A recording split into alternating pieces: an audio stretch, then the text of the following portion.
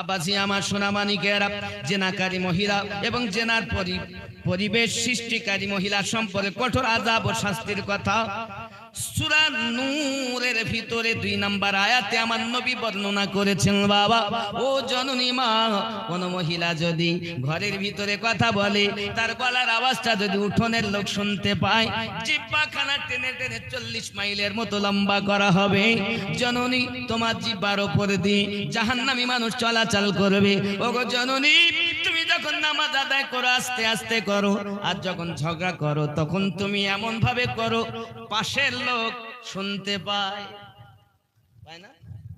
আচ্ছা, আপনাদের এই জায়গায় বাদপুর, এখানে মায়েরা নামাজ জোরে জোরে পড়ে না আস্তে আস্তে পড়ে? আপনাদের মায়েরা এখানে নামাজ পড়ে না নাকি? কোনো মা আস্তে আস্তে পড়ে না? আর ঝগড়া করার বেলায় জোরে জোরে করে। মায়েদের আওয়াজটাও পর্দা। ও মা, তুমি আস্তে কথা বলো। স্বামী স্ত্রীতে মহাব্বত পয়দা করো। স্বামী স্ত্রীতে মহাব্বত হবে কেমন? ওগো আমার বাবা, প্রিয় নবী সাল্লাল্লাহু আলাইহি ওয়াসাল্লাম একদিন দেখেন বাড়িতে এসেছেন, আম্মা আয়েশা রাদিয়াল্লাহু তাআলা না রুটি বানাচ্ছেন। কি বানাচ্ছেন? রুটি। কে বানাচ্ছেন? ছোট স্ত্রী আম্মা আয়েশা রাদিয়াল্লাহু তাআলা আনহা, আমাদের জননী মা। আমার নবী পাক সাল্লাল্লাহু আলাইহি সাল্লাম এসে এ বলে, নাই রুটি কেন হয়নি, এখন কখন খাবো, এখন কি হয়েছে, যেমন আমরা করি। আমার নবী পাক সাল্লাল্লাহু আলাইহি সাল্লাম আম্মা আয়েশা রাদিয়াল্লাহু তাআলার কাছে এসে তিনি করলেন কি, সঙ্গে সঙ্গে স্ত্রীর সঙ্গে আমার নবী পাকও রুটি বেলে দিচ্ছেন। জোরে বল। আপনি দেখছেন আমি অফিসার, আমি মাস্টার, আমি ডাক্তার, আমি ইঞ্জিনিয়ার, আমি এমএলএ, আমি এমপি, আমি নেতা, আমি কেন করব?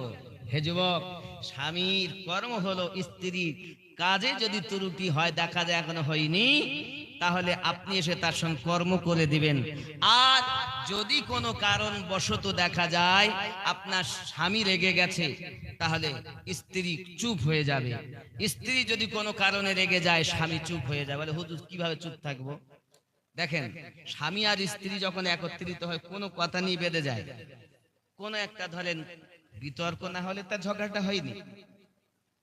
হয়তো বাড়ি এসেছেন রাতের বেলা, একটু রাত করে, এতক্ষণ কোথায় ছিলে? এ কোথায় ছিলেন তো জবাবদিহি করতে হবে, বুঝতে পেরেছেন? কিন্তু তার তো হক আছে, তার স্বামী কোথায় ছিল তার জানা। জিজ্ঞাসা করেছে, রেগে গেল, তর্ক শুরু হয়ে গেল। আল্লাহর নবী বলেন, যখন স্বামী আর স্ত্রী দুইজন তর্ক করে, মাঝখানে যোগ দেয় ইবলিস, যোগ দিয়ে উস্কানি দিয়ে দুইজনের ঝগড়াটাকে বৃদ্ধি করে দেয়। চালাকি কি বাঁচার জন্য নবী পাক বলেন, যেই দুইজনের ভিতরে কোনো কথা নিয়ে কথা কাটাকাটি হবে, তখন একজন বলছে তার একজন চুপ হয়ে যায়। হুজুর চুপ হতে পারি না, তোর কথা সহ্য হয় না, ধৈর্য ধরতে হবে। জিভটাকে কামড় দিয়ে ধরে থাকবেন। 2 মিনিট যদি আপনি সহ্য করে থাকেন, ও বলতে বলতে বলাই বন্ধ করে দিবে। দিবে না? দিবে কি দিবে না? স্ত্রী ধৈর্য ধরবে, স্বামী রেগে গেলে কথাই বলবে না। কথা বললে কিন্তু স্বামী মারতেও বাধ্য হবে। আর আপনি যদি খামোশ হয়ে যান, একদম চুপ, রাগ হতেই পারে, মানুষ মানি কম বেশি রাগ আছে। কিন্তু ফার্সিতে একটি কথা হলো, গুসা কো পি যা তো আরাম ইয়াবি, রাগকে খেয়ে ফেলো তাহলে আরাম পাবে। আমরা মরে যাব, কেউ দুনিয়া থাকবে না। কাঁদবে মাতা, কাঁদবে পিতা, কাঁদবে ভাই বোন, পাশে এসে কাঁদবে কত আত্মীয় স্বজন, করবে দোয়া খোদার কাছে মুমিন মুমিনা, হবে মাটির বিছানা গো তোমার আসল ঠিকানা, একদিন তোমায় মরতে হবে, তুমি ভুলে যেও না, হবে মাটির বিছানা গো তোমার আসল ঠিকানা। আপন জনের কান্না যত সবই শুনতে পাবে, বুক ফাটবে তো মুখ ফুটবে না, কেমনে জবাব দেবে? না, আপন জনের কান্না যত সবই শুনতে পাবে, বুক ফাটবে তো মুখ ফুটবে না, কেমনে জবাব দেবে? কি করে বুঝাবে তুমি দেহের বেদনা, হবে মাটির বিছানা গো তোমার আসল ঠিকানা। এসেছিলে যখন তুমি এই না সাধের ভবে, কেঁদেছিলে শুধু তুমি, হেসেছিল সবে। ঠিক না? খেয়াল করেন, এসেছিলে যখন তুমি এই না সাধের ভবে, কেঁদেছিলে শুধু তুমি, হেসেছিল সবে। যাওয়ার কালে হাসবে তুমি, কাঁদবে জামানা, হবে মাটির বিছানা গো তোমার আসল ঠিকানা। আল্লাহুম্মা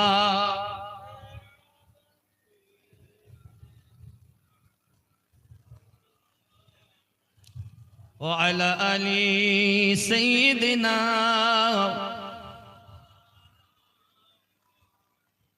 আব্বা প্রিয় নবী বলেন, আমি চতুর্থ নম্বরে দেখলাম মহিলাদের শাস্তির কারণ।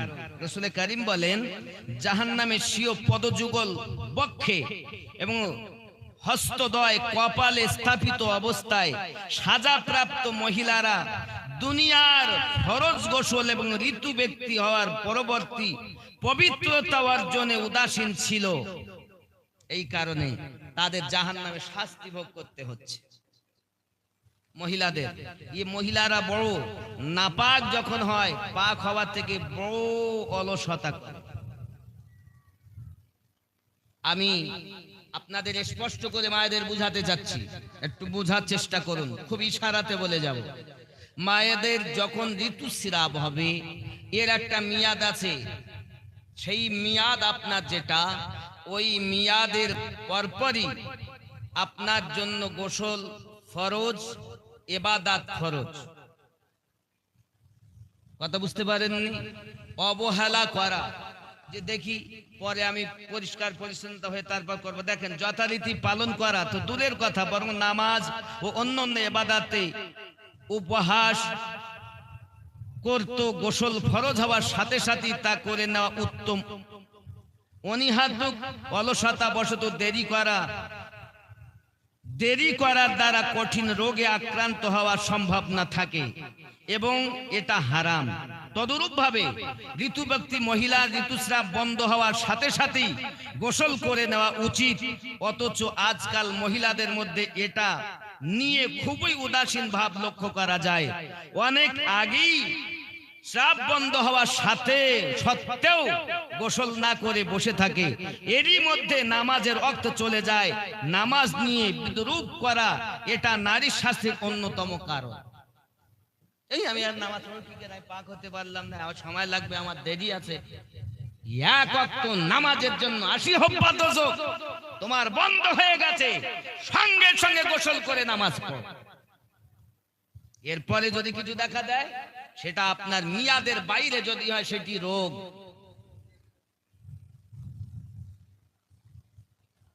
আজ দেখা যায় মায়েদের ভিতরে এরকম, আজ আমার হয়েছে সেটি বন্ধ, কিন্তু আজ আর সে গোসলও করে না, কাপড় ধোয় না, নামাজের অনীহা।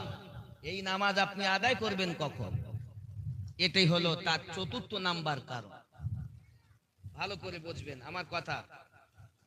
আব্বা আমার সহিহ বুখারীতে এগুলো উত্তর রয়েছে, সুন্দর করে এগুলো লিপিবদ্ধ আছে। আরো পঞ্চম কারণ নবী পাক বলেন, মহিলারা যাহা বেশিরভাগ পরনিন্দা করে, পরচর্চা করে, এটা হলো পঞ্চম কারণ। এদের বেশিরভাগ দেখবে ওরা এরকম করলো তুমি পাইলে না, এরা করে না। দেখবেন আপনি যদি একটা শাড়ি কিনে আনেন মার্কেট থেকে, আর আপনার পড়শিও শাড়ি কিনে একই বাজার থেকে, বুবু তোমার এই কাপড়টা কোন দোকান থেকে কিনেছো, এত ভালো, এত ভালো লাগবে বুবু। কেন তুমি জানো না ওই বাজারে গিয়ে আমার তোমার ভাই কিনে নিয়েছে, এত ভালো। আর আমারকে লোকের কথা বললো না, ও যা কিনে আনে একটু পছন্দ হয় না। তাই স্বামী কি বলতে, তুমি থাকো বাড়ি, কিনতে যাব শাড়ি। এখন যে নারীকে রাখার দরকার ছিল বাড়ি, সে করে বাজারে কিনতে যায় শাড়ি, মার্কেট করতে যায়। মেয়েদেরকে বাজারে যাওয়া নিষেধ নাই, হাট বাজার স্কুল কলেজ পাঠশালা সব যেতে পারে, তবে কলা গাছ সেজে যেও না। মা হয়ে বাজারে যাওয়া যায়, যার স্বামী নাই বাচ্চা নাই, কে যাবে, তাকে তো যেতেই হয়। এই মায়েদের জন্য পর্দার ভিতরে যাওয়া, এটাই শরিয়াতের হুকুম, জোরে বলুন। কিন্তু আজ না আছে কোনো প্রয়োজন, স্বামী আনলেই হয়, কিন্তু স্বামীর দেওয়া পছন্দ হয় না।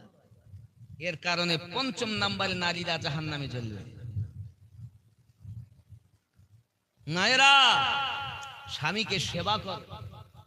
আল্লাহর নবী সাল্লাল্লাহু আলাইহি ওয়াসাল্লাম ঘোষণা দিয়েছেন, আমি আল্লাহর পরে, নবী আমার বলেন, আল্লাহর পরে যদি কোনো মানুষকে আল্লাহ পাক সেজদা দিতে বলতেন, প্রত্যেক নারীকে বলতেন তোমরা স্বামীকে সেজদা করো। কত বড় মর্যাদা স্বামী। আল্লাহর হাবিব বলেন, ও সাহাবায়ে কেরাম, আল্লাহর পরে যদি সেজদা করার কারো হুকুম দিতেন, আল্লাহ প্রত্যেক নারীকে বলতেন তোমরা তোমার স্বামীকে সেজদা করো। যেহেতু আল্লাহ ছাড়া কাউকে সেজদা করা হারাম, এজন্য আমার জননী মা স্বামীদেরকে সেবা করুন, স্বামীদের খেদমত করুন, স্বামীদেরকে ভালোবাসুন। এহ জগতে লাভ, পর জগতে লাভ হবে। আমার আপনার নবী একদিন রুটি খাচ্ছেন, আপনার গোশত দিয়ে দস্তরখানায় হাড্ডি রেখেছেন। আম্মা আয়েশা রাদিয়াল্লাহু তাআলা আনহা সঙ্গে সঙ্গে এসে হাড্ডিগুলো নিয়ে গালে দিয়ে চুষতে আরম্ভ করেছেন। আমার নবী পাক বলেন, আয়েশা তুমি তো রুটি খাইতে পারতে, গোশত খাইতে পারতে, হাড্ডি কেন গালে দিয়ে চুষতেছো? আল্লাহর নবী পাককে বলেন, হুজুর আমি এই জন্য হাড্ডিগুলো চুষি, যে হাড্ডিগুলো আপনার পবিত্র লাভ মোবারকায়, ইয়ানি হোঠ মোবারকায় লেগেছে, আমি আয়েশা আমি গালে দিয়ে চুষি, দুইজনের ভালোবাসা বেশি হবে।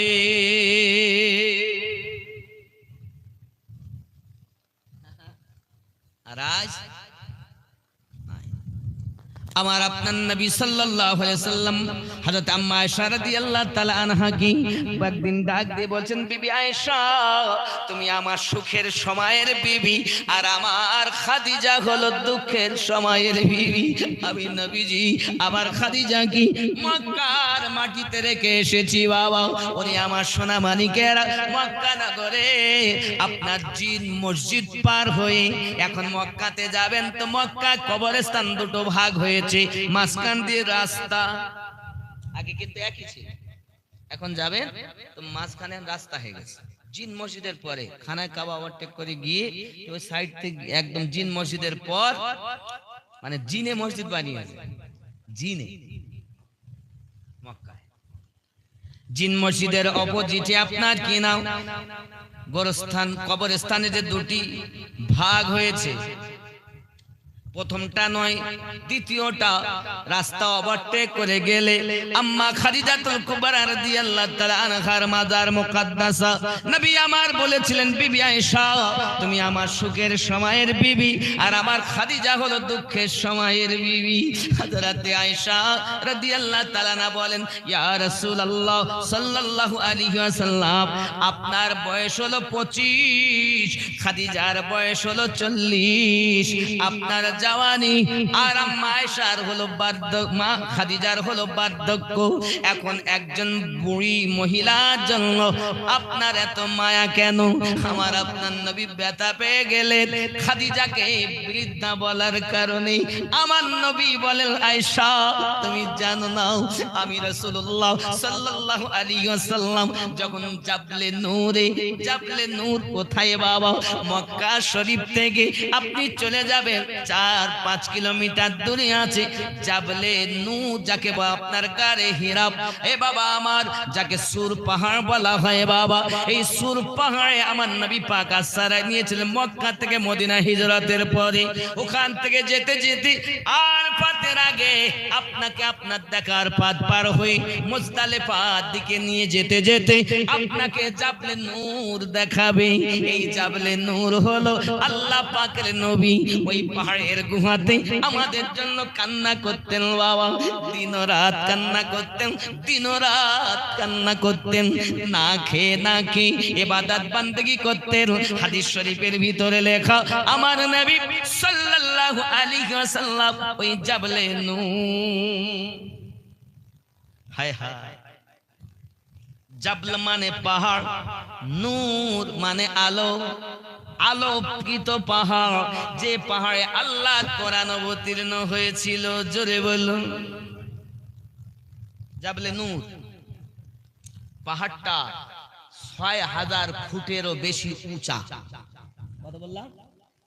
৬,০০০ ফুটের বেশি উঁচা। এই পাহাড়ে ওঠা অত সহজ না। আমার আপনার নবী সাল্লাল্লাহু আলাইহি ওয়াসাল্লাম ওই পাহাড়ের গুহাতে আল্লাহর কাছে ইবাদত বান্দেগি করতেন। 2 দিন, 5 দিন, 10 দিন, 20 দিন, 25 দিন, 28 দিন, 29 দিন, এমনকি 30 দিন পর্যন্ত নবী আমার অনাহারে থাকতেন। এই নবী আমার অনাহারে থাকাটাও আল্লাহর বড় পছন্দ হয়েছে। আল্লাহ পাক বলেন, ওগো আমার দুনিয়ার বান্দা বান্দি, আমার নবী না খেয়ে উম্মতি উম্মতি বলে জাবলে নূরে কান্না করে। ওগো আমার বান্দা বান্দি, আমি তোমাদের জন্য নবী 1 মাস 30 দিন 29 দিন না খেয়ে থাকে। এই না খেয়ে থাকাটা পছন্দ হয়েছে, তোমাদের জন্য আমি 1 মাস রোজা দিয়েছি। কথা বোঝা গেছে? নবী পাক অনাহারে ছিলেন বিধায় ওটাকে অনুভব করার জন্য 1 মাস রোজা আল্লাহ ফরজ করেছেন। রোজাও পেয়েছি নবীর সাদকায়। সিয়াম। আব্বাজি আমার খেয়াল করুন, এই পাহাড়ে আম্মা খাদিজাতুল কুবরা রাদিয়াল্লাহু তাআলা আনহা নিজে খাবার নিয়ে যেতেন। কি কষ্ট আল্লাহ, মুখে বলা কাজ না। আল্লাহ পাক যদি কখনো মক্কায় নিয়ে যায়, যাবেন জাবলে নূরে, পাহাড়ে উঠবেন, দেখবেন আপনি জওয়ানি যদি হন তো কম করে হলো পাহাড় উঠতে গেলে 10 বার আপনাকে বসতে হবে, যেতেই পারবেন না, এত উঁচাই।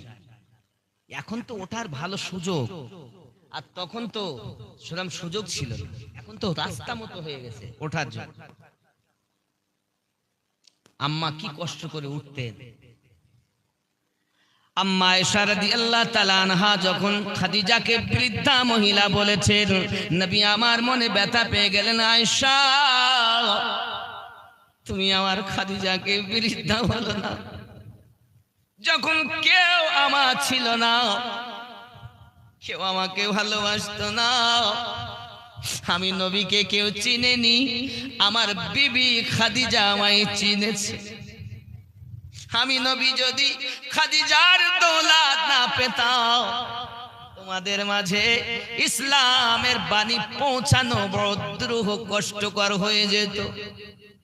ও যুবকেরা, আম্মা খাদিজাতুল কুবরা রাদিয়াল্লাহু তাআলা আনহা এমন ইবাদত করেছেন, আমার নবীকে এমন খেদমত করেছেন।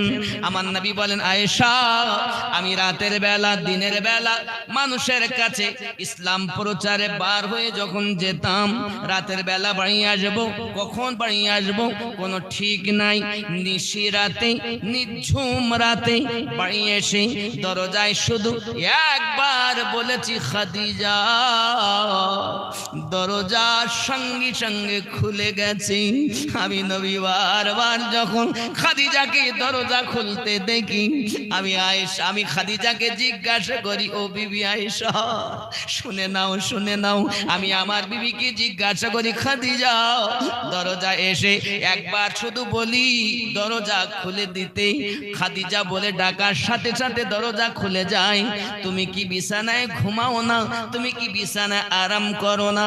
আম্মা খাদিজা বলে, নবী গো আপনি বাইরে বার হয়ে যাবেন দিনের দাওয়াতের জন্য, আর আমি খাদিজা বিছানায় যদি ঘুমিয়ে যাই, আপনি এসে যদি খাদিজা খাদিজা করেন, আমার যদি দরজা খুলে দিতে দেরি হয় আল্লাহ নারাজ হইয়া যাবে বলি আমি খাদিজা দরজা হেলান দিয়ে দিয়ে ঘুমাই। আপনি যখন আমাকে একবার আওয়াজ দেন, আমি খাদিজা সঙ্গে সঙ্গে দরজা খুলে দে। কি ভালোবাসা স্বামীর! স্বামীর প্রতি ভালোবাসা নাই, প্রেম নাই, মোহাব্বত নাই। স্ত্রীরাও স্বামী ফেলে পর পুরুষের সঙ্গে যাচ্ছে, চলে সম্পর্ক রাখছে। অনেক স্বামীও তার স্ত্রী ফেলে অন্য মহিলাদের সঙ্গে সম্পর্ক রাখছে। রাখছে কি রাখছে না? ও ভাইকে বুঝতে হবে, স্ত্রীকে বুঝতে হবে তার স্বামীকে, স্বামীকে বুঝতে হবে তার স্ত্রীকে। স্বামী বাড়ি নেই, দেওরের সঙ্গে অত কিসের হাসি ঠাট্টা? স্বামী বাড়ি নেই, দেওরের সঙ্গে খালাতো ভাই ফুফাতো ভাইয়ের সঙ্গে কিসের মার্কেট করা? আরো একটা হাদিস শরীফ বলি শুনুন। আমার নবীর এক স্ত্রীর নাম হযরতে আম্মা হাফসা রাদিয়াল্লাহু তাআলা আনহা। বাপের নাম হাফসা রাদিয়াল্লাহু তাআলা আনহার বাপের নাম হযরত ওমর রাদিয়াল্লাহু তাআলা। ওমরের মেয়ে হযরতে হাফসা। চারজন সাহাবী শ্রেষ্ঠ, দুইজন শ্বশুর, দুইজন জামাই। সুবহানাল্লাহ, কি যুগ! আব্বা আমার তো একদিন হযরত ওমর রাদিয়াল্লাহু তাআলা আনহু আমার নবীকে খুঁজতেছেন। খুঁজতে খুঁজতে দরজার সামনে গেছেন, হুজরার দিকে, আম্মা হাফসা ঘরের দিকে। ওমা হাফসা, আল্লাহ দোস্ত বাড়িতে আসেনি। হায় হায়, কি বলেছেন? আল্লাহর দোস্ত, আল্লাহর হাবিব বাড়িতে আসেন।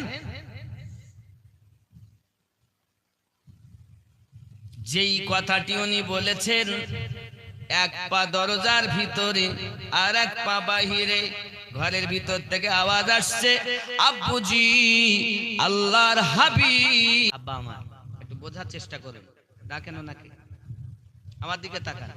এটা শান্তির মেহফিল, শান্তি যখন এসে যায়, মন সুকুন হয়ে যায়, স্তব্ধ হয়ে গেলে চোখে ঘুম আসাটাই স্বাভাবিক, চোখ বন্ধ হয়ে যাওয়াটাই স্বাভাবিক। হে বাবা, মোটে ঘুম আসে না। দেখেন মসজিদে নিয়ে বসিয়ে দিয়েছে, মসজিদে খুতবা হচ্ছে, বেটা ঘুম। আরে ওষুধ খেয়ে ঘুম আসে না, খুতবা শুনে ঘুম। ওষুধ খেয়ে ঘুম হয় না, আল্লাহ আল্লাহ রসুলের বাণী, ওলি আল্লাহর বাণী শুনতে চোখে ঘুম এসে যাচ্ছে। আহা, কি জিনিস! আল্লাহর কোরআন, আল্লাহর নবীর হাদিস বাণী কত শান্তিময়। এটাকে যদি আমরা বাস্তবে দিলে গেঁথে নিতে পারি না, তাহলে আমাদের জগতেও লাভ, পরজগতেও লাভ, দুনিয়াতেও লাভ, আখিরাতেও জান্নাতি হব। সুবহানাল্লাহ। এখন আম্মা হাফসা রাদিয়াল্লাহু তাআলা আনহার আব্বা ওমর রাদিয়াল্লাহু তাআলা আনহু বলছেন, ইয়া রাসূলুল্লাহ, ইয়া হাবিব, কই কপাল ফাটা মানে? খেয়াল করেন, ইয়া রাসূলুল্লাহ, আমি আপনাকে খোঁজার জন্য গিয়েছিলাম আম্মা হাফসার কাছে। দরজার কাছে গিয়ে বলি, আম্মা হাফসা, আল্লাহর হাবিব বাড়িতে আছেন। আমার পা ভিতরে, এক পা বাইরে, চৌখাটে হয়তো আমার কপাল লেগেছে, ফেটে গেছে। এখন আমি আপনাদের বলি, বাদপুরের বাবা, আপনারা বলুন সম্পর্ক কি? বাপার মেয়ে, বুঝতে পারেননি? ওমরের মেয়ে মা হাফসা। বাপ আর মেয়ে জিজ্ঞাসা করছেন আল্লাহর হাবিব বাড়িতে আছেন? বলছেন না। চিন্তা করছেন যা স্বামী বাড়ি নেই সে মেয়ের সঙ্গে আমি কথা বলবো কি করে, যদি আল্লাহ নারাজ হয়ে যায়।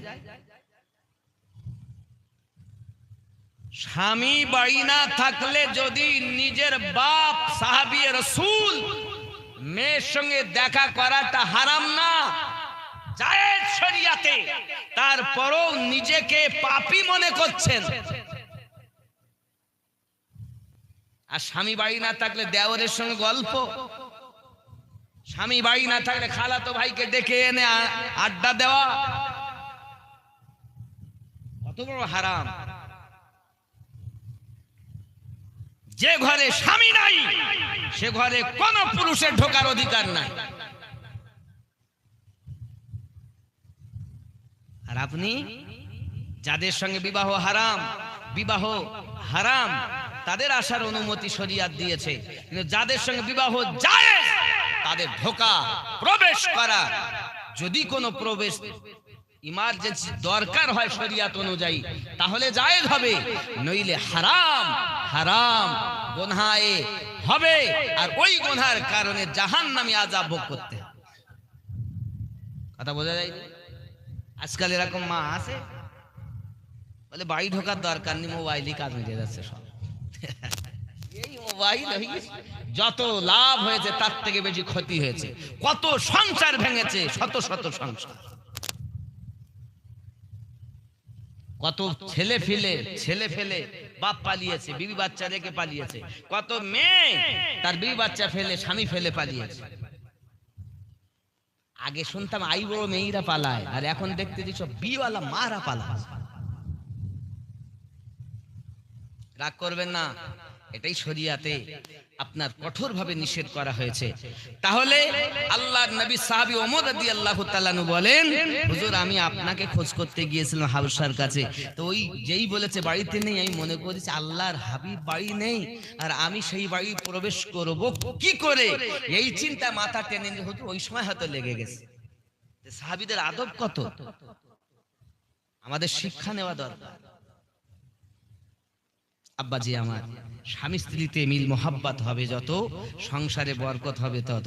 আচ্ছা, স্বামীর বিবি কাছে স্বামী কখনো বড় হতে চায় না, মানি না। একজন স্বামী স্ত্রীর সঙ্গে মোটে মিল নেই, তো প্রতিদিন আসরের পর স্বামী কিন্তু বাড়িতে বার হয়ে যায়। ভালো করে বোঝেন, গেল ঘটনা বাস্তব। এখন দেখা যাচ্ছে সেই স্ত্রী বাইরে বেরিয়ে ঘরে ভেতর মানে দেখে যে বাড়ির ওপর দিয়ে একজন মানুষ প্রতিদিন উড়ে যায় শূন্যের উপরে, দেখে প্রতিদিন আর বলে আহ কত আল্লাহর নেক বান্দা, গাড়ি ঘোড়া পেলেন কিছু না, বাতাসের উপরে উড়ে যায়। এই মানুষটা যদি আমি পাতাম তা আমি তার কাছে একটু মুরিদা হতাম, বায়াতা গ্রহণ করতাম, দীক্ষা নিতাম। কথা বুঝেছেন? এখন স্বামী স্ত্রীতে একদিন কথা হতে হতে বলছে, তুমি আর কি জানো, আমি এমনও পুরুষ দেখেছি যে পুরুষটা প্রতিদিন আমার বাড়ি সন্ধ্যার আগে আসরের পর এই বাড়ির ওপর দিয়ে উড়ে যায়। স্বামী তখন বলছে, তুমি জানো পুরুষটা কে? বলছে না। ও তো আমি প্রতিদিন উড়ে যেতাম, তোমার কাছ থেকে বেরিয়ে যাই, গিয়ে জঙ্গলে যাই, আল্লাহ সাধনাতে বসি, সঙ্গে সঙ্গে বাতাসে উড়ে এখান থেকে কয়েক কিলোমিটার দূরে গিয়ে ওই জঙ্গলের ভিতরে সাধনা করি, তা আবার ফিরে আসি। ও ওই জন্যই তো একটু বেঁকে বেঁকে যাচ্ছিল। বুঝতে পারছেন? এর আগে কি বলছিল, আমি পেলে দীক্ষা নিতাম, আর যেই বলিস ও আমি ছিলাম তো ও ওই জন্যই তো একটু বেঁকে যাচ্ছিল। কথা বুঝতে পেরেছেন? সব বিবিরা স্বামীকে মেনে নিতে পারে না। আসলে এগুলো না মানার কারণ হলো হাদিস ও কোরআনের জ্ঞান নাই। সিরিয়াল দেখা জিনিস কি বুঝবে? সিরিয়ালে সংসার ধ্বংস হয়েছে, আর আল্লাহর কোরআনে ভেঙে যাওয়া সংসার জোয়া লেগেছে। সিরিয়াল দেখো না, সিনেমা দেখো না, পারো যদি মোবাইলের মাধ্যম দিয়ে ইসলামী পুস্তক ডাউনলোড করে করে তেলাওয়াত করো, কোরআন মাজিদ পড়ো, আল্লাহর নবীর হাদিস। সিনেমা সিরিয়াল দেখে কি পেয়েছো? শ্বশুরের সঙ্গে কিভাবে ব্যবহার করা যায়, শাশুড়ির সঙ্গে কিভাবে ব্যবহার করা যায়, স্বামীর সঙ্গে কিভাবে এ করা যায়, শুধু বিতর্ক, হিংসা, গীবাত ছাড়া কিচ্ছু শেখাই। ওদের কাছে শিখবো কেন? পৃথিবীর শ্রেষ্ঠ মহামানব নবী শিক্ষা দিয়ে গেছেন, নবীর স্ত্রীরা শিক্ষা দিয়ে গেছেন। এ দুনিয়ার নায়ক নায়িকা জানোয়ারেরা, এরা তো সব কটা জাহান্নামী। কোন নায়ক, কোন নায়িকা, কোন গায়িকা, সিরিয়াল, সিনেমা এরা যারা করে সব কটাই জাহান্নামী, একটাও জান্নাতি না। জাহান্নামী মানুষের কীর্তন দেখতে ভালো লাগে, কৌতুক দেখতে ভালো লাগে, গল্প দেখতে ভালো লাগে। নবী সাহাবীদের, রাসূলের স্ত্রীগণের জিন্দেগি তোমাদের পড়তে, তেলাওয়াত করতে আল্লাহর কোরআন ভালো লাগে না। মানুষ রূপে তুমি কলঙ্ক। এই জন্য আগেই বলেছি এই জায়গাটা হলো সব দিল, দিল কল। বাবা তুমি এখানে আসো না কেন? তাহলে মন চাই না। মনে আছে না যে কথা বলছিলাম, নামাজ পড়তে যাচ্ছে না, মন চায় না। মন সাধনা করো, একটু দরুদ আল্লাহুম্মা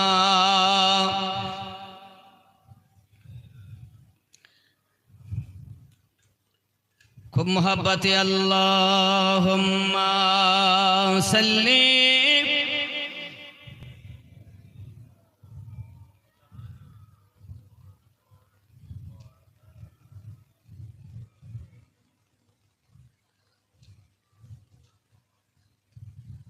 মোহাব্বতে লা ইলাহা ইল্লাল্লাহ,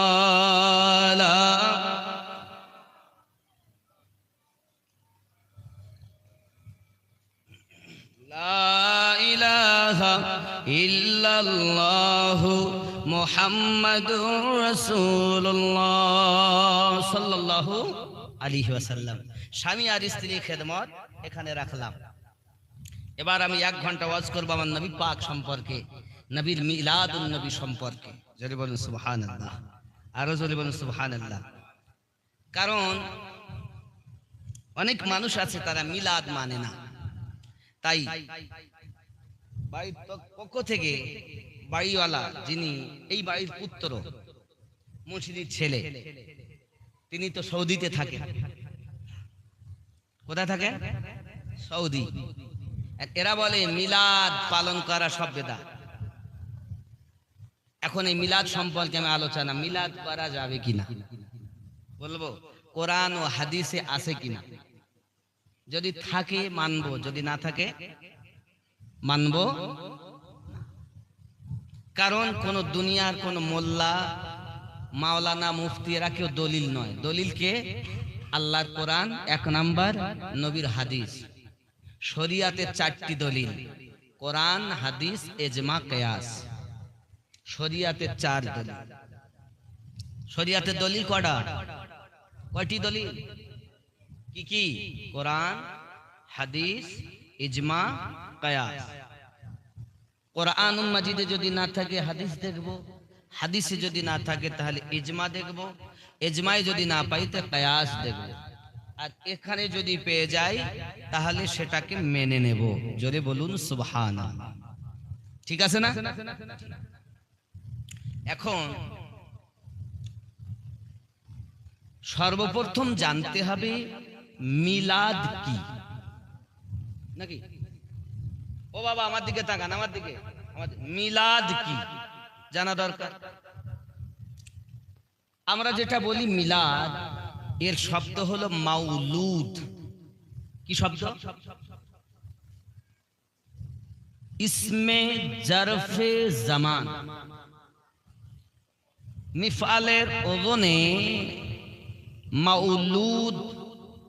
যে মাউলুদের মানে হলো মিলাদ শব্দ, এর মানে যেমন আমরা লিখতে দেখি ঈদ ও মিলাদুন নবী সাল্লাল্লাহু আলাইহি ওয়াসাল্লাম, দেখেননি লেখা ঈদ ও মিলাদুন নবী সাল্লাল্লাহু আলাইহি ওয়াসাল্লাম।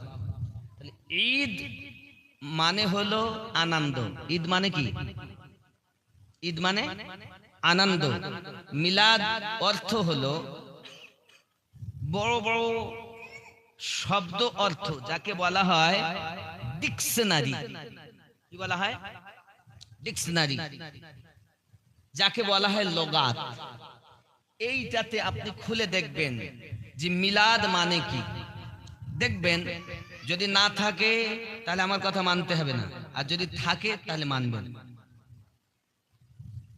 কথা বুঝতে পারেননি? যদি থাকে তাহলে মেনে নেবেন, আর যদি বলেন নাই ভাই আপনি দেখান, আমি দেখাতে পারবো, সে ক্ষমতা আছে ইনশাআল্লাহ। অহংকার নয়, এটা ওলি আল্লাহর সাদকা। মিলাদ মানে হলো জন্ম নেওয়া, জন্মের সময় অথবা আগমন করা। মিলাদ মানে কি? জন্ম নেওয়া, জন্মের সময় অথবা আগমন করা। মিলাদ শব্দ মানে বুঝেছেন? জি, এটা আমি মানে করিনি। ডিকশনারি ফিরুজুল লুগাত খুলে দেখবেন। ইংরেজিতে ডিকশনারি বলা হয় শব্দ অর্থ, আর আরবিতে লুগাত বলা হয়। ফিরুজুল লুগাত যার নাম, খুলে দেখবেন। তাহলে প্রথম জানতে হবে মিলাদ মানে আগমন বা জন্ম বা জন্মের সময়। ঈদ অর্থ আনন্দ। নবী মানে নবী। এই নবী শব্দের আরো একটি মানে হলো অদৃশ্যের সংবাদদাতা। জোরে বলুন, নবী মানে কি? অনেকে নবী মানে নবী করেছে না। নবী শব্দের অর্থই হলো অদৃশ্যের সংবাদ যিনি বলেন তাকেই নবী বলে। জোরে বলুন। তাহলে এ মানে কি হলো? আবার যদি আপনি ধরেন নবী মানে নবী, তাহলে আপনার কি হবে? আমাদের নবীর আগমনের আনন্দ লিপিবদ্ধ হয় ঈদে মিলাদুন নবী। বোঝা যাচ্ছে না? বোঝা যাচ্ছে? কথা কি বুঝতে পারছেন আমার? ব্রেনে ঢুকান ভালো করে, দুশ্মনদের বলতে পারবেন। কারণ এখন এই মোবাইল ব্যবহার করে 3 মাসে মুফতি হয়েছে, আহলে হাদিস সেজে গেছে সব। ভালো করে বুঝে নেবেন। তাহলে ঈদে মিলাদুন নবী অর্থ আমাদের নবীর আগমনের আনন্দ, আমাদের নবীর জন্মের আনন্দ, আমাদের নবীর জন্মের সময় আনন্দ। জোরে বলো। বোঝা গেল তো? না বুঝতে পারলেন? তাহলে আল্লাহ কি মিলাদ পাঠ করেছেন? জি করেছেন। কোথায় করেছেন? কোরআন শরীফে 3 নাম্বার সূরা, সূরাটির নাম সূরা আল ইমরান, আয়াত নাম্বার 81। জোরে বলুন সুবহানাল্লাহ। আরো জোরে বলুন। এখন আপনি বলুন হুজুর ওখানে আপনি তো বললেন, কি লেখা আছে আমরা তো জানি না, আপনি বলুন। এবার আসুন, আল্লাহ পাকের নবী সৃষ্টি করেছেন আল্লাহ 1,24,000। কতজন নবী করেছেন?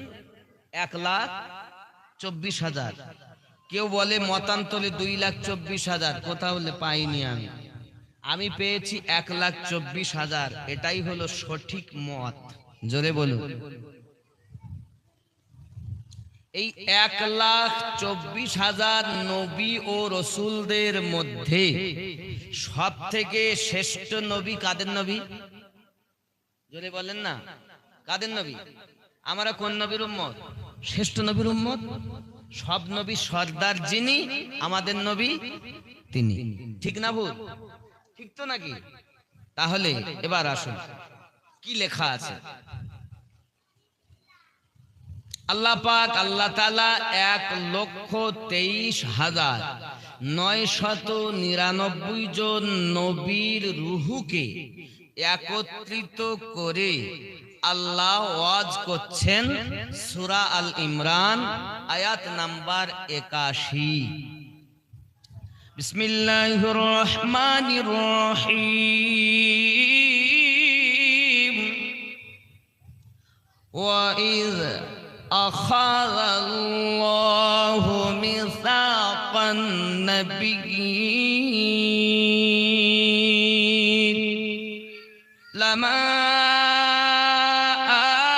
آتَيْتُكُم مِّنَ الْكِتَابِ وَالْحِكْمَةِ ثُمَّ رسول مصدق لما معكم জোরে বলুন না সুবহানাল্লাহ। আব্বা আমার কি বলেছেন বাবা খেয়াল করুন, याद करो जब अल्लाह ने पैगंबर सुनकर अहद लिया। बुझे नेन भालो করে শুনে নেন। और याद करो वइज़ अख़ज़ अल्लाह, और याद करो মিসাক নবীন, আল্লাহ পাক যখন নিলেন নবীদের কাছ থেকে পোক্তা স্বীকৃতি। কথা বুঝতে পারছেন? এর উর্দু হলো এই, और याद करो जब अल्लाह ने पैगंबरों से उनका अहद लिया। বাংলা হলো স্মরণ করো ওই দিনের কথা যেদিন আল্লাহ পয়গম্বরদের, পয়গম্বর অর্থ নবীন, নবীদের কাছ থেকে স্বীকৃতি নিলেন, পোক্তা ওয়াদা নিলেন। কি ওয়াদা নিলেন? লামা আতাইতুকুম মিনাল কিতাবি ওয়া হিকমা, আল্লাহ যাদের কিতাব দান করেছেন, হিকমত প্রদান করেছেন। সুম্মা জাআকুম রাসূল, তোমাদের মধ্যে আগমন করবেন একজন নবী। জোরে বলুন। এর উর্দুটা আবার বলি, मैं तुमको किताब और हिकमत दूं, আমি আল্লাহ তোমাদেরকে কিতাব ও হিকমত দান করব। ফের তাশরিফ লায়ে, তোমাদের কাছে আগমন করবেন একজন নবী, তোমাদের মাঝে আগমন করবেন একজন রাসূল। কথা বুঝতে পারছেন না পাচ্ছেন না? আগমন করা তার মানে মিলাদ, আরবি হলো সুম্মা জাআকুম, সুম্মা জাআকুম, সুম্মা জাআকুম রাসূল, তোমাদের মাঝে আগমন করবে যখন রাসূল। এই আগমন করারই নামই হলো মিলাদ। জোরে বলেন। এটা আল্লাহ কখন করছেন? রুহের জগতে। অনেক মৌলবীরা বলবে মিলাদ তো হয়েছে নবীর জন্মে, নবী পাকের ইন্তেকালের 600 বছর পর। আর আমি কোরআন শরীফ খুলে পাচ্ছি মিলাদ সর্বপ্রথম রুহের জগতে আল্লাহ পাক আদম থেকে ঈসা নবী পর্যন্ত সব নবীকে নিয়ে মিলাদ পাঠ করেছেন কোটি কোটি বছর আগে। আর এই এত বছর এই মিলাদ পেয়েছে নবীর ইন্তেকালে 600 বছর পর। কোরআন মানবো না মোল্লা মানবো? জোরে বলেন না। কোরআন মানবেন না? কোন আয়াত, কোন সূরায় বললাম? সূরা আল ইমরানে। আয়াত নাম্বার কত বলেছি? 81 নাম্বার, যেটা আমি আপনাদের কাছে আমি পড়ে শোনাচ্ছি। ভালো করে বোঝেন, ব্রেন তাজা করেন। আমি বলতাম না, খালি ওনার আরজি বলে আমি মিলাদের কথা বলছি। কারণ অনেক সাথী একসাথে সব কাজকর্ম করেন, তাদের মধ্যে সব ওয়াহাবির বীজ ঢুকে গেছে। নবীর দুশমন, নামাজ পড়ে, রোজা রাখে, হজ করে, যাকাত দেয়, নবীর মিলাদ মানে না, বলে মিলাদ নাই। চোরের দল কথা। দেখো আমি তোমার কবরে যাব না, তুমি আমার কবরে যাবে না, তবে যেটা আল্লাহর বিধান সেটা মানতেই হবে। ঠিক কিনা বলেন? আব্বা আমার খেয়াল করেন। তাহলে সুম্মা জাআকুম রাসূল, তোমাদের মাঝে আগমন করবেন একজন রাসূল। মুসাদ্দিকুল লিমা মাআকুম, যে তোমাদের তোমাদের সত্যায়ন করবে। সত্যায়ন করবে মানে তওরাত, জবুর, ইনজিল এসব যে আসমানি কিতাব 104 খানা কিতাবের মধ্যে 4টে শ্রেষ্ঠ, সমস্ত এর তাসদিক করবে যিনি। আর লা তুমিনুন্না বিহি ওয়া লা তানসুরুন্নাহু। হায় হায়, কত সুন্দর কথা। तुम्हारे पास वो रसूल के तुम्हारी किताबों की तस्दीक फरमाएंगे तो तुम जरूर जरूर उस पर ईमान लाना। আল্লাহ বলছেন নবীদেরকে তোমরা অবশ্যই তার উপরে ঈমান আনবে। জোরে বলুন। আপনি আদম নবীর কথা বলেন, ইব্রাহিম নবীর কথা বলেন, মুসা ঈসা নবীর কথা বলেন, শুনে রেখে দেন আল্লাহর নবী আদম থেকে ঈসা পর্যন্ত সমস্ত নবীগণ যত সময় আমাদের নবীর প্রতি ঈমান না এনেছেন, কোন নবীর নবুয়াতের এক ফোঁটা দাম ছিল না। জোরে বলেন। এটা কোরআন বলছে। দেখেন রুহের জগতে আল্লাহ প্রথম নবীদের কাছ থেকে ওয়াদা নিচ্ছেন, মিলাদ পাঠ করছেন নবী। আমরা যে নবীর আলোচনা করি এটা মিলাদ, নবীর জুলফ মুবারক আলোচনা করা মিলাদ, নবীর জন্মের আলোচনা করা মিলাদ, নবী পাকের পেশাব মুবারক আলোচনা করা মিলাদ, নবী পাকের মাথা থেকে পা পর্যন্ত 63 বৎসরের যে কোনো একটি ঝলক আলোচনা করার নাম হলো মিলাদ শরীফ। জোরে বলে। চোরের দল জানে না, এরা কোরআনের অপব্যাখ্যা করে। আর আমি এইখানে বসে 11টা তাফসীর থেকে দেখাবো, প্রত্যেকটি তাফসীরে আমার নবীর মিলাদ বর্ণনা করা আছে। এই জায়গায় বসে অহংকার না, কদমে হাত রেখে বলি এটা ওলি আল্লাহ সাদকা। আসুন কি বললেন, লা তুমিনুন্না বিহি ওয়া লা তানসুরুন্নাহু, তো অবশ্যই অবশ্যই তার উপরে তোমরা ঈমান আনবে। সুবহানাল্লাহ বলুন। আর কি বললেন, ক্বালা আকরারতুম, তোমরা কি এটা মেনে নিলে, ওয়া আখাযতুম আলা যালিকুম ইসরি, তোমরা এগুলো মেনে নাও আর একে অপরের উপরে সাক্ষী হয়ে যাও। সবাই বললেন ক্বালু আকরারনা, হ্যাঁ আমরা এটা মেনে নিলাম। ক্বালা ফাশহাদু, আমার আল্লাহ বলেন তাহলে একে অপরের প্রতি সাক্ষী হও। ওয়া আনা মাআকুম মিনাশ শাহিদিন, আমি আল্লাহ তোমাদের সঙ্গে সাক্ষী হয়ে থাকলাম। ফামান তাওয়াল্লা বা'দা যালিকা ফাউলাইকা হুমুল ফাসিকুন। তারপর কি বলছে দেখুন, তো जो कोई इसके बाद फेरे तो वही लोग फासिक है। এরপরও যারা নবীর মিলাদ মানবে না তারা ফাসিকদের অন্তর্ভুক্ত। তাহলে আমার নবীর মিলাদকে যারা মানে না তারা হলো ফাসিক, আল্লাহ ঘোষণা দিয়েছেন। কোন কোরআন মাজিদের 3 নাম্বার সূরা, কয় নাম্বার আয়াত? 3 নাম্বার। এই 81 নাম্বার ও 82 নাম্বার। আসুন, আচ্ছা আমরা যদি নবীর মিলাদে পালন করি, আনন্দিত হই, তাহলে এই আনন্দ হওয়া যাবে কিনা আল্লাহর কোরআনকে জিজ্ঞাসা করি। বলবো না বলবো না? কথা বলেন না কেন? বলবো। উনি জানতে চেয়েছেন, কারণ এর পরে এটাকে কাট করে তাদেরকে শোনাবে। শোনেন, কোরআন মাজিদের 10 নম্বর সূরা, সূরাটির নাম সূরা ইউনুস, আয়াত নাম্বার 58। আল্লাহ পাক বলেন, বিসমিল্লাহির রহমানির রহিম, কুল বিফাদলিল্লাহি ওয়া বিরহমাতিহি ফাবিযালিকা ফালইফরাহু। কুল, বলে দিন, আল্লাহর ফজল ও রহমত পেয়ে তোমরা আনন্দিত হও। জোরে বলেন। কে বলেছেন? আল্লাহ পাক।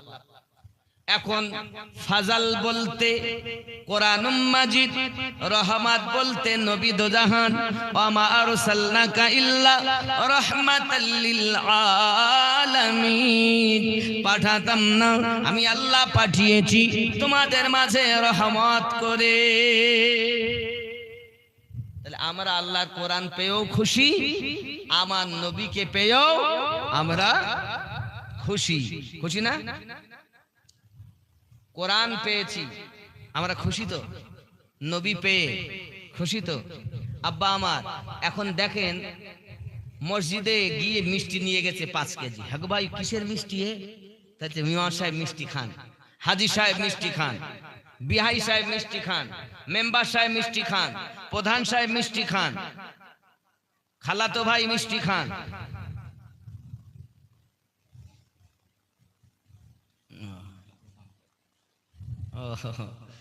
যাই হোক, তাহলে কি বুঝতে পারলেন? মিষ্টি দিচ্ছেন সবাই, কেন দিচ্ছেন? তাতে মিষ্টি খান। আমি আব্বা হয়েছি, আমি আব্বা হয়েছি। আরে খেয়াল, মোটে বাচ্চা ছিল না, আল্লাহ ঘরে মেয়ে দিয়েছে, 4টে ছেলে, মেয়ে হয় না। আল্লাহ একটা যদি মেয়ে দিতে, একটা মেয়ে হয়েছে, খুশি করে মিষ্টি দিচ্ছে। 4টি মেয়ের পর একটি ছেলে, মিষ্টি দিচ্ছে কেন? আমি আব্বা হয়েছে, আমার সন্তান হয়েছে, তাই আনন্দ। আমরা সুন্নিরা মিলাদ করি কেন? আমাদের নবী আগমন করেছেন, তাই মিলাদ করি। তুমি মিষ্টি খাওয়াও কেন? বাপ হয়েছি বলে আনন্দ করে মিষ্টি খাওয়াই। আমরা মিলাদ করি কেন? আগমন করেছেন আমাদের নবী, তাই মিলাদ পাঠ করি। যদি বলেন, যাদের নবী আগমন করবে তারা মিলাদ পাঠ করবে, আর যাদের নবী আগমন করবে না তারা মিলাদ পাঠ করবে না। এরা বলে নবী আগমন করেছেন, তো নবী যেদিন আগমন করেছেন ওই দিন ইন্তেকাল করেছেন। জোরে বলেন নাউজুবিল্লাহ, কত বড় মিথ্যাবাদী। নবী যেদিন ইন্তেকাল করেছেন, যেদিন আগমন করেছেন না। আমি আপনাদেরকে বলি, আপনি একটা হিসাব মিলান। এত বড় চিটিং বাজি যারা বলে নবী তো ওই দিন ইন্তেকাল করেছে, কে বলেছে? তুমি হিসাব দেখো। আখিরি 4 সোমবা মানেন না আপনারা? আখিরি 4 সোমবা, আখিরি 4 সোমবা মানে শেষ বুধবার নবী ইন্তেকাল করেছে, মানে অসুস্থ হয়েছেন, এরপর নবী ইন্তেকাল করেছেন। এখন আখিরি 4 সোমবা মানে শেষ বুধবার, শেষ বুধবার। এখন আরবি মাস হয় 28 হবে, নইলে 29 হবে, নইলে 30 হবে, নইলে 31 হবে, নইলে 32 হবে, নাকি? ভালো করে বুঝবেন, ভালো করে আমি হিসাব বোঝাতে চাচ্ছি আপনাদেরকে। আজ এই ইউটিউব 3 মাসে মুক্তি হওয়া কথা বলছি না আমি। 16 বছর ধরে মাদ্রাসায় কষ্ট করি, আমরা পেয়েছি এইরকম, আরো 3 মাসে মুক্তি সব পেয়ে গেছে। ভালো করে বোঝেন আব্বা আমার, পৃথিবীতে আখিরি 4 সোমবার যদি শেষ বুধবার 28 মাস যায়, নাকি? 28 যদি আরবি মাস শেষ হয়, তাহলে মাস শেষ, সেটা যদি বুধবার হয়, 28 মাস শেষ, তাহলে 29 তারিখ যেটা, সেটা 1 তারিখ। কি বার? বৃহস্পতিবার, নাকি? 2 তারিখ শুক্রবার, 3 তারিখ শনিবার, 4 তারিখ রবিবার, 5 তারিখ সোমবার। 28 মাস গেলে তো নবীর ইন্তেকাল সোমবারে হয়েছে, তার মানে নবী 5 তারিখে ইন্তেকাল করেছেন। নবী জন্ম নিয়েছেন কত তারিখে? 12 রবিউল আউয়াল, ঠিক না? বুঝতে পারছেন তো হিসাব? তাহলে ওরা ভুল বলছে, 12 তারিখে নবী ইন্তেকাল করেননি। 2 নাম্বার, যদি মনে করেন আপনি হিসাব মিলান, যদি মাস 29-এ যায়, নাকি? 29 শেষ, তাহলে বুধবার, 30 তারিখ মানে 1 তারিখ বৃহস্পতিবার, 2 তারিখ শুক্রবার, 3 তারিখ শনিবার, নাকি? 4 তারিখ রবিবার, 5 তারিখ সোমবার। এও তো একই। আচ্ছা, 30-এ মনে হয় মাস গেছে, শেষ বুধবার আরবি। তাহলে এখানেও হিসাব করি, বুধবার গেল, 30 শেষ, 1 তারিখ বুধ, বৃহস্পতি, এও 5। আচ্ছা, যদি 32-এ মাস যায়, হিসাব করে 32 বুধবার, 1 তারিখ বৃহস্পতি, দেখেন 5 এরকমই তো হচ্ছে। তাহলে এরা ভুল বলতেছে, যারা বলছে যেদিন আগমন ওই দিন ইন্তেকাল, এরা ভুল বলছে, এরা ভুল বলছে। আগমনের আনন্দ আমরা করি, ইন্তেকালের দুঃখ করি না। কেন জানো? নবী ইন্তেকাল করার পরও নবী জিন্দা নবী। জোরে বলে, যারা নবীকে জিন্দা মানে না তারাই বলে আমরা আনন্দ করব না। জেনে রাখেন পৃথিবীতে সব থেকে বেশি কেঁদেছে 4 বার, যার নাম ইবলিস। একবার কেঁদেছে যেদিন লানতের তখ্ত দেওয়া হয়, 2 নাম্বার সেই দিন কেঁদেছে যেদিন জান্নাত থেকে বার করা হয়, 3 নাম্বার সেদিন কেঁদেছে যেদিন সূরা ফাতিহা নাজিল হয়, 4 নাম্বার সেদিন কেঁদেছে যেদিন আমার নবীর মিলাদ পাক হয়। নবীর আগমনে কাঁদে যে ইবলিসের চেলা হলো সে। ইবলিস যেমন নামাজ পড়েছে লক্ষ লক্ষ বছর, এ বেটা এরকম নামাজ দাড়ি টুপি হাব্বা জুব্বা খুব গায়ে দেয় আর পড়ে। আমরা এক কথায় বুঝে নিয়েছো ইবলিসের চেলা। আর আল্লাহ কোরআন শরীফে সূরা ইউনূসের মানে 10 নম্বর সূরার 58 নম্বর আয়াতে বলেছেন, আল্লাহর ফজল ও রহমত পেয়ে তোমরা আনন্দিত হও। জোরে বলুন, আয় আল্লাহ যদি আমরা আনন্দিত হই আপনি কি দিবেন? আল্লাহ বলেছেন, হুয়া খায়রুম মিম্মা ইয়াজমাউন, তোমরা যা উপার্জন করেছো আমি আল্লাহ তার থেকে বেশি তোমাদের দেব। জোরে বলুন। তাহলে মিলাদ আমরা কোরআনে পেলাম, হাদিস পাওয়ার দরকার আছে? এই কোরআনে যদি পাই হাদিস দেখার দরকার আছে? আছে কি বলেন?